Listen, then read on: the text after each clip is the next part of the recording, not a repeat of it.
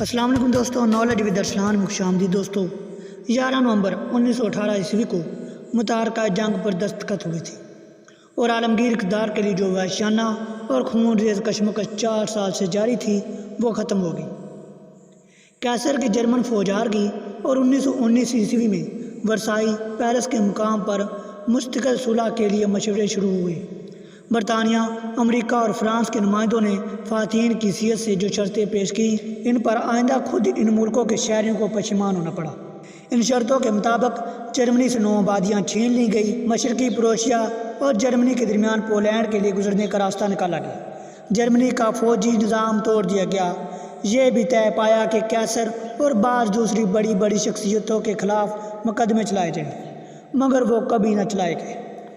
تاوان کے لیے ایسی رقمیں مقرر کر دی گئی جن کا ادا ہونا ممکن نہ تھا۔ 1931 عیسوی میں ان کی ادائیگی ملتوی کر دی گئی اور پھر کبھی تقاضا نہ کیا جا سکا۔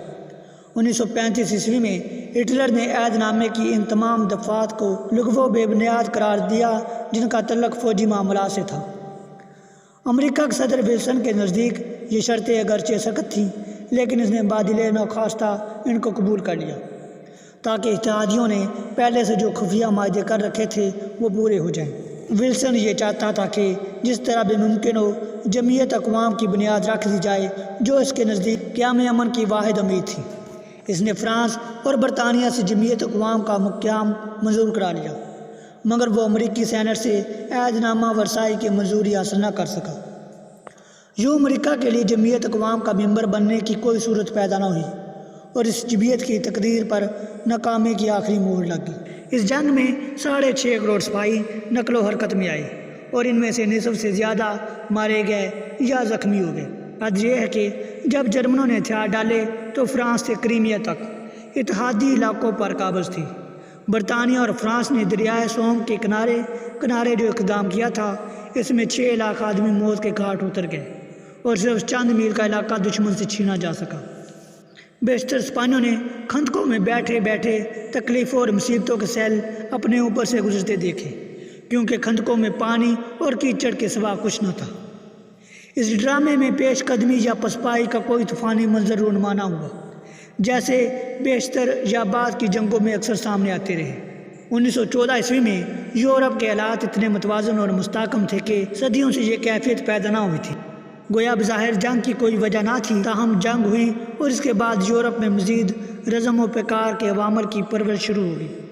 اٹلی جنگ میں کوئی مؤثر حصہ نہ لے سکا، لیکن وہاں فاشزم کا پہلا خوفناک مظاہرہ موزولینی کی شکل میں ہوا اور ہٹلر عہد نامہ ورسائی کی سیڑھی لگا کر جرمنی میں اوج اقتدار پر جا پہنچا اور وہاں نازی انداز کا فاشزم ظہور میں آیا۔ فرینکو نے اسپانیہ میں اقتدار حاصل کر لیا۔ غرض عہد نامہ ورسائی کو پورے 12 سال بھی نہ گزرے تھے کہ خبروں پر تبصرے کرنے والے آغاز جنگ کی تاریخ کے بارے میں رائے زنی کرنے لگے۔ دونوں عالمگیر جنگوں میں امریکہ کو مجبوراً شریک ہونا پڑا۔ پہلی جنگ میں جرمن آبدوزوں کے حملوں نے شرکت کے سوا چارہ نہ چھوڑا۔ دوسری جنگ میں جاپان نے پرل ہاربر پر حملہ کر دیا۔ دونوں موقعوں پر دشمنوں کا خیال تھا کہ امریکہ کی پوری تیاری سے پیشتر آخری فیصلہ ہو جائے گا، لیکن دونوں موقعوں پر یہ خیال بالکل غلط اور بے بنیاد ثابت ہوئے۔ پریزیڈنٹ ولسن نے اپنے مشہور 14 نکات کو جرمنوں کے ہتھیار ڈالنے کی بنیاد قرار دیا تھا، مگر وہ نکات عہد نامہ ورسائی میں گم ہو گئے۔ ولسن نے جس جمعیت اقوام کو امید گاہ بنایا تھا وہ ناکام رہی۔ دوسری عالمگیر جنگ کے بعد مقاصد امن کے لیے بہتر نظام انجمن اقوام متحدہ کی شکل میں وجود پذیر ہوا۔ اگرچہ اسے خطرات کے جھٹکے بھی لگتے رہے، تاہم اس سے بھی ابھی تک کچھ نہ کچھ امیدیں وابستہ ہیں۔